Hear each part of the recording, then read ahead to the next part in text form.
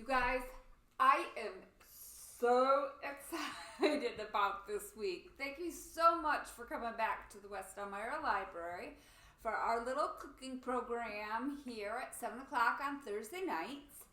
We're going to get started. First, I'm going to step back and I'm going to put my hair up. One of my trusty tricks so we don't get any hair in our food. I already lint rolled my scrunchie and I even lint rolled my brush. So I'm going to put my apron on first in case I get anything while I'm brushing, which is the whole idea. And we will get excited. Oh my goodness. I already am. I hope you guys get excited too. This is something that I had the idea and I got it from a fair, outside fair, and it's usually known for that type of thing. But I discovered by preparing for this that you can use it for anything, and I think it's the coolest thing. I have such a couple great ideas that I hope somebody tries. So just real quickly, my lint roll. Thanks for your pick. Oh my goodness, that's what you call a flying lint roll. Right. Perfect. All right. My sanitizer. Already did everything here, so let's get started. Okay, so it's called bacon on a stick. I was at a fair and they had bacon on a stick. Well, I have found out that it's not uncommon. It's a fair type of food. However, I came up with this brilliant idea. You can do it anytime, and I'm not going to use a stick. And the reason being is because I bought the thickest bacon I could find, even went to a deli, and here is a very thick piece of bacon baked in my oven on a stick. So what I did was I took the bacon that you see here and I just skewered the stick in, and then I took this piece of bacon and put it on a cookie tray with aluminum foil that I had sprayed. Then I took parchment paper, and then I took another cookie tray and put it on top of it. Once again, oven varies, time varies, but bacon seems to take a while, so about 20 minutes on 350 was good for me. And this is how it comes out. Well, to me, this is not that attractive. And I did not like this. And that's part of cooking. You can do whatever you want. So I hope everybody tries this and does something crazy. I decided that's not convenient, and I didn't just want a piece of bacon. This is what I decided at the fair when I bought a piece of bacon on a stick. I thought, oh my gosh, that would be so good with like something else. Like fresh mozzarella, tomato, and basil. And instead of like a prosciutto, we're just using a high quality piece of bacon. Well, my idea was to do this with a stick, then pull the stick out and put a different one in and put on the ingredients, the mozzarella, the tomato, and the basil. Well, this came out of the oven and I was like, that is not happening. So then I had this this was my second idea. I thought I'll just separate the bacon. Well, this works great. It looks good. I like it, except if I try to take these off, they do not go back on well. So how am I going to get that? No good. So the joy of cooking, so you can invent and create. I had this bright idea. Why not put it on a fork? So that's what I did. I took a whole piece of this bacon and put it on a fork.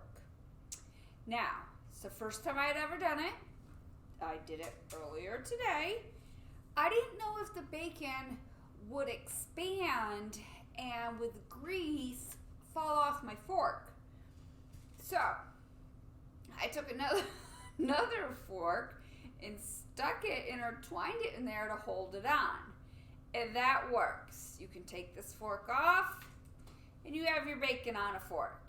However, I didn't want to have to do that if it worked with just bacon on a fork without an extra reinforcement.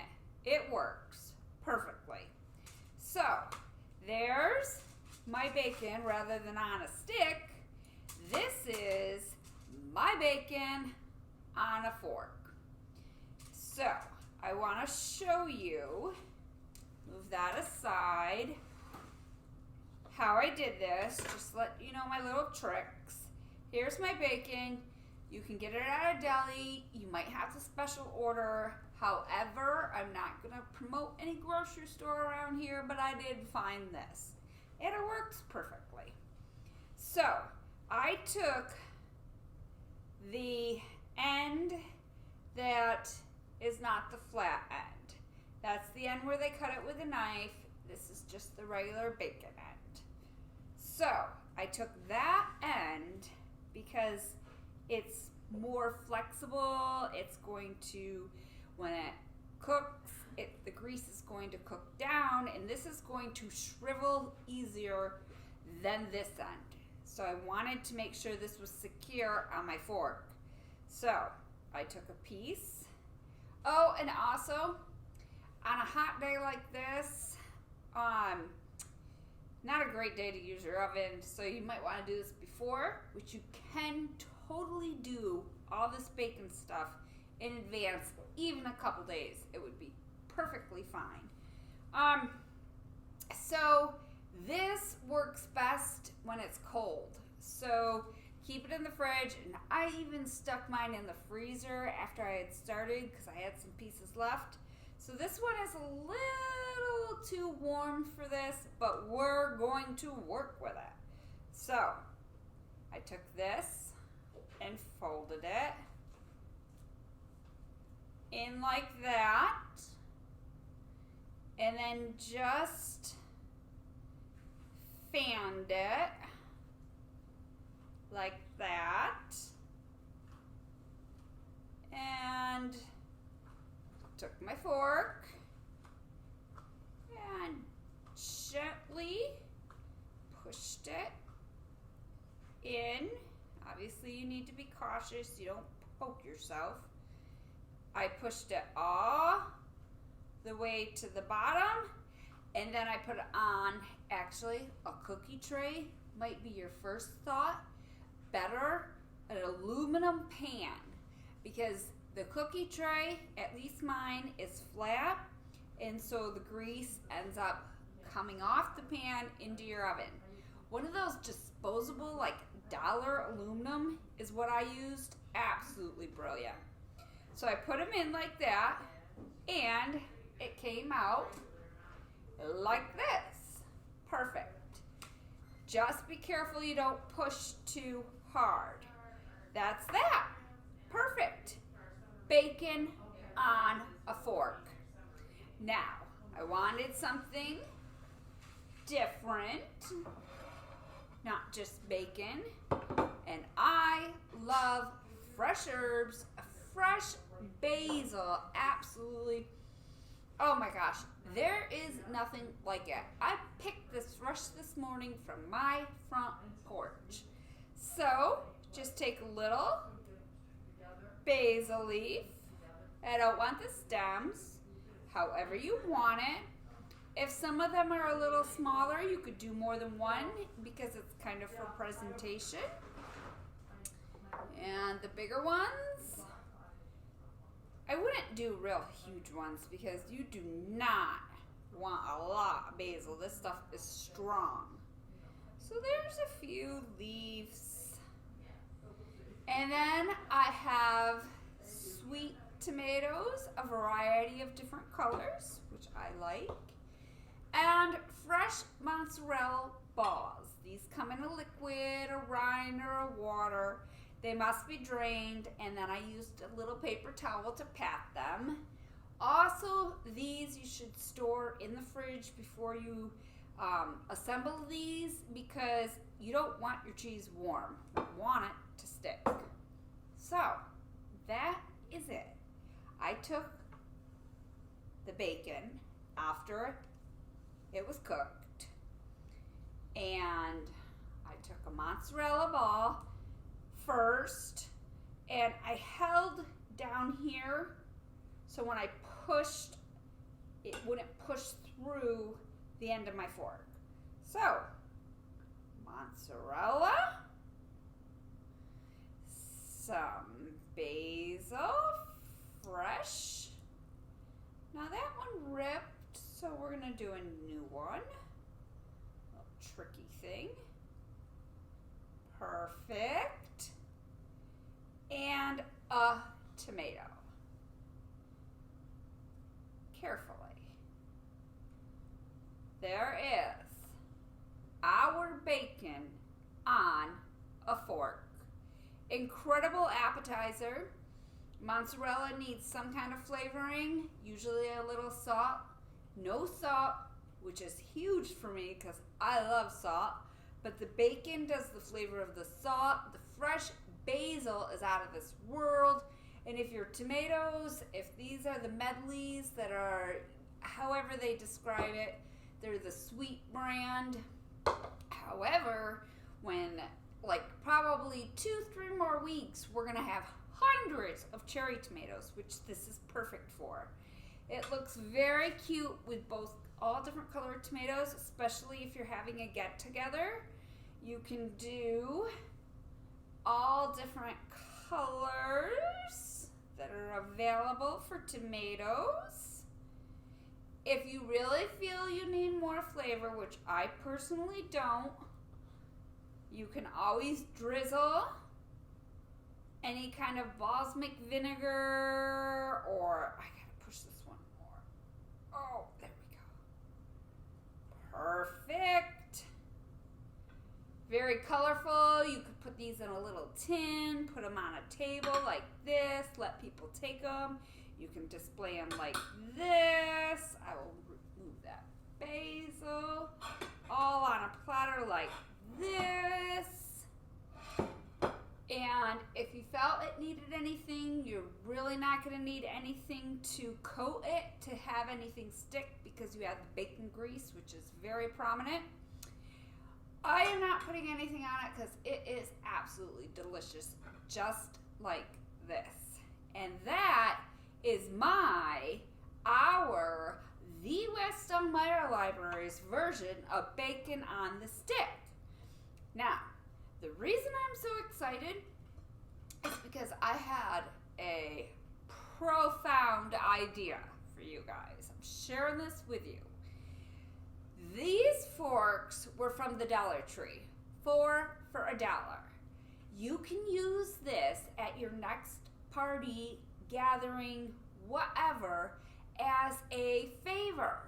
If you were at a baby shower, you always have snacks. You could have this as an appetizer, a little snack, and you could have your fork engraved with the date of the baby's birth, the time, the baby's name. You can use the front, the back. If it was a wedding, you could use these for the information about the wedding, the date, the time, the couple. You can use catchy phrases. You could have a baby shower game, and whatever was engraved or imprinted onto the fork would be part of the game. Oh my gosh, the list goes on. I got so excited when I thought of this idea. It's brilliant. So all you do is need very inexpensive forks. Dollar Tree was perfect for me. If you're into the computer, you can go online, buy a case of forks. Also, the other great idea I had this morning is it doesn't have to be something that's more salty, meaty. You can turn this into fresh fruit and still have your little favor. You can put dessert on it. You can do absolutely anything you want, which is so way cool. And Nobody else has this idea except us. So run with it. Run with it fast because it's a great idea. And on top of all of it, you can have the imprinting or the writing or the graving, whatever you are going to have put on your fork to share with whomever comes to your get-together, you can have done at Chemung County Library District Makerspace. It's down at the main branch. If you have any questions, you can go online. You can call your local library. If you provide the materials, they will help you with their knowledge and the equipment that they have through the library, and you can have the most incredible, unique, personalized favors or whatever you want for your next get-together. Now, that has got to be the coolest thing you have heard this Thursday evening. I'm happy I'm the one that was able to share that with you. I am very excited. I would love to hear feedback if anyone comes up or run away with the idea and make a ton of money on it. It's a brilliant idea. And that's it. That is it for our Thursday program, 7 o'clock at the West Elmira Library. I did want to show you just real quickly, I did bring a cookbook because we're a library and we have a ton of books. And this is called Thug Kitchen. You can go to your local library. You can go to the cookbook area, which happens to be right behind me, and any local library, any library at all, and grab a book. All right, guys, thank you so much for joining me. I'll see you next week. Bye.